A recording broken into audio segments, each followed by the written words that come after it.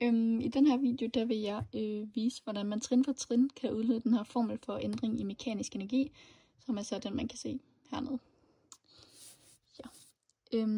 Og vi ved allerede, at den mekaniske energi, det er summen af den potentielle energi, plus den kinetiske energi. Der også ved vi, at for at komme frem til den potentielle energi, så skal vi sige masse gange tyngdeacceleration gange med højden. Og for at komme frem til den kinetiske energi, så skal vi sige en halv gange masse gange fart i enden. Hvis vi så forestiller os, at vi kigger på et objekt i to forskellige situationer, så er det sådan her, at man for at komme frem til den mekaniske situation, eller den mekaniske energi i situation 1, skal sige potentiel energi i situation 1 plus kinetisk energi i situation 1 og plus sammen. Og det samme med situation 2 herover.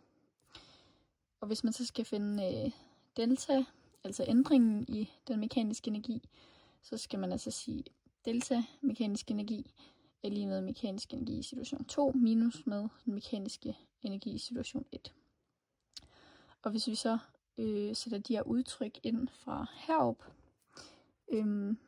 så kommer det til at se sådan her ud.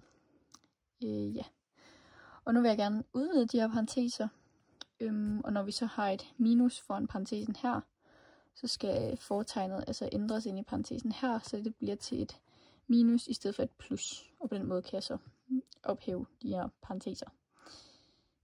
Ja. Og efter det, så kan jeg så samle de her to forskellige typer af energiformer, hvor jeg har samlet den potentielle energi herover og den kinetiske energi herover.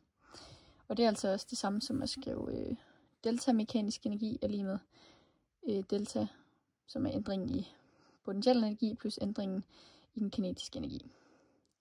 Ja, og til sidst så indsætter jeg egentlig bare formlerne for den potentielle energi og den kinetiske energi, så det til sidst bliver til den her lange formel.